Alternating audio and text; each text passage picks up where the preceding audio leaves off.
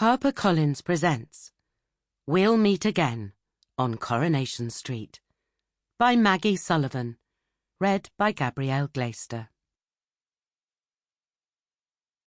Part 1.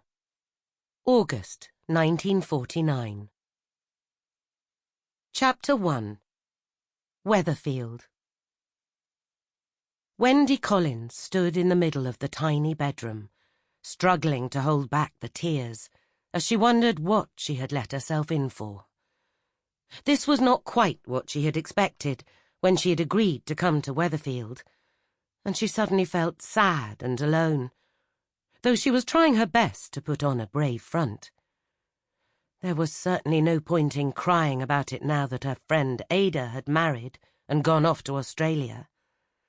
The atmosphere in the house was gloomy enough, without her adding to it, though the offer of accommodation by Esther, Ada's sister, that Wendy should take Ada's place, had been sincerely made, Wendy thought. And Coronation Street was an ideal place to live, because it was so close to the Bessie Street County Primary School, where she was about to take up her new teaching post. At least I don't have to share a bed with Esther, she thought with relief. Kind as it was of Ada's sister to offer her a home, she hardly knew her. And from what she'd seen of the way the Hayes family lived, she realized she hadn't known Ada as well as she'd thought. She lifted her small suitcase onto the bed by the window, which Esther had told her was to be hers, and stared down at the well-worn leather. It was one of the few things she had managed to salvage all those years ago, when the family home in Blackpool had been shattered by a bomb. But she was thankful she didn't have much to unpack, because it took no more than a quick glance for her to realize how limited the space was in the cupboards and drawers. Before she could even snap open the locks on the shabby case that had once been her mother's, she heard Esther's voice call up the stairs.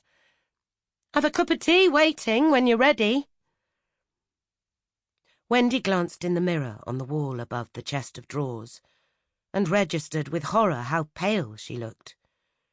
She pinched her cheeks and rewound the curls on the top of her head, trying to give them a boost by lifting them away from her face. She stepped out onto the tiny square of landing to call to Esther that she would be down in a minute.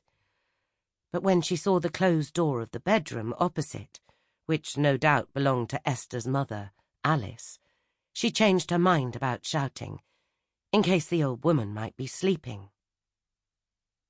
Alice had reputedly taken to her bed several years previously, when her husband had died, and her son Tom had been caught breaking and entering. He'd been taken back into prison, and she had remained there in bed in a deep depression, expecting to be waited on by one or the other of her daughters. Wendy shut her own door and went as quietly as was possible in Cuban-heeled shoes down the carpetless stairs. "You don't have to worry too much about my mam," Esther said, as Wendy crept into the living room. "She can sleep through anything when she's a mind," she laughed, "unless she deliberately decides to get testy. But never mind her for now, she'll shout if she needs anything. Let us have some tea while we've got the chance." "Thanks," Wendy said, suddenly realizing that it was some time since she'd eaten or drunk anything. "That sounds like a good idea." "I've put a spot of milk in," Esther said. "I hope that was all right, but I've no sugar, I'm afraid, what with rationing and all. Mam finished out the last bit of honey that was left," she added, arranging her face in an attitude of resignation. "Oh, that's all right," Wendy assured her. "I've almost forgotten what sweet stuff tastes like." It was true. She hardly could remember a time when sugar and sweets were in plentiful supply. While Esther went into the kitchen for the cups and saucers, Wendy looked around the shabby but cosy living room of the house where she would be lodging for the foreseeable future.